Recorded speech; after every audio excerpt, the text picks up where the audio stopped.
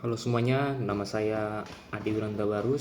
Saya dari kelas ABA Siang, angkatan 2024. Nah, di sini saya akan mereview buku saya yang saya baca,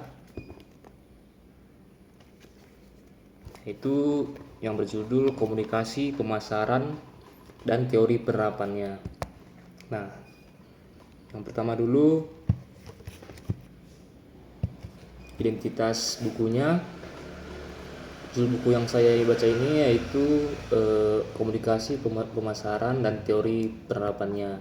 Buku ini ditulis oleh Anastasia Wahyudi, SI.com, dan juga buku ini diterbitkan oleh penerbit Anak-anak Hebat Indonesia, Yogyakarta pada tahun 2025. ISBN buku ini adalah 9786235154411. Nah, yang kedua, alasan saya untuk memilih buku ini. Saya memilih buku ini karena pembahasannya sangat berhubungan dengan dunia bisnis, promosi, dan cara penyampaian produk kepada konsumen. Menurut saya, komunikasi pemasaran adalah hal yang sangat penting untuk dipahami, apalagi zaman sekarang ketika promosi tidak hanya dilakukan secara langsung, tetapi juga melalui media sosial seperti internet dan platform digital lainnya. Nah, selain itu, buku ini menarik karena tidak hanya membahas teori, tetapi juga penerapannya dalam kehidupan nyata. Jadi buku ini sangat cocok dibaca oleh mahasiswa karena dapat menambah pemahaman tentang bagaimana suatu produk dipasarkan dan bagaimana cara komunikasi yang baik dan mempengaruhi minat beli konsumen. Nah, yang ketiga, cerita ulang isi buku ini. Pada awal buku ini penulisnya menjelaskan tentang pengertian komunikasi pemasaran. Jadi komunikasi pemasaran itu adalah proses penyampaian informasi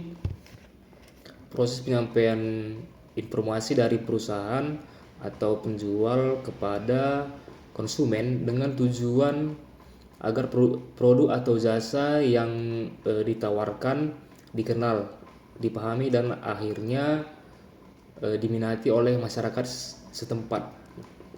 Dijelaskan juga bahwa dalam dunia usaha, memiliki produk yang bagus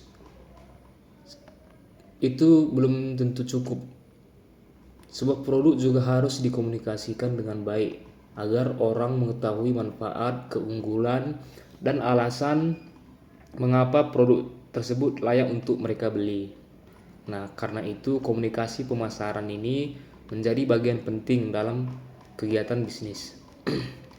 Kemudian buku ini juga membahas bahwa komunikasi pemasaran memiliki beberapa tujuan utamanya, yaitu seperti memberikan informasi kepada konsumen, mempengaruhi atau membujuk konsumen, mengingatkan konsumen terhadap produk mereka yang jual, serta membangun hubungan yang baik antara penjual dan pembeli.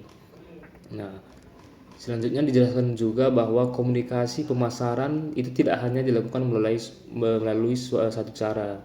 Ada banyak bentuk komunikasi pemasaran yang bisa digunakan seperti iklan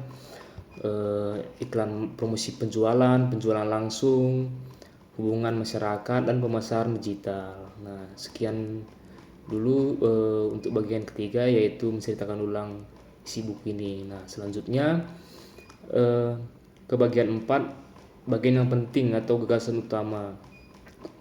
Bagian yang menurut saya yang paling penting pada tahap awal bacaan ini adalah penjelasannya bahwa komunikasi pemasaran itu bukan hanya sekedar promosi, tetapi juga cara untuk membangun hubungan dan kepercayaan kepada konsumen.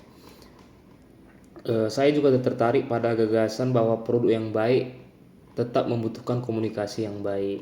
Ini juga menunjukkan bahwa keberhasilan pemasaran tidak hanya bergantung pada kualitas barang, tetapi juga bagaimana barang itu diperkenalkan dan disampaikan kepada masyarakat ataupun konsumen. Kesan sementara saya untuk buku ini adalah membaca bagian awal buku ini cukup mudah dipahami, terutama bagi mahasiswa yang ingin belajar tentang bagaimana pemasaran dan komunikasi.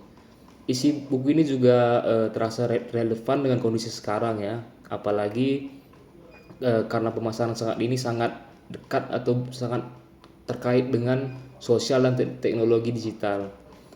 Pokoknya menurut saya buku ini memberikan pemahaman awal yang baik lah. Sekian dulu video dari saya. Terima kasih.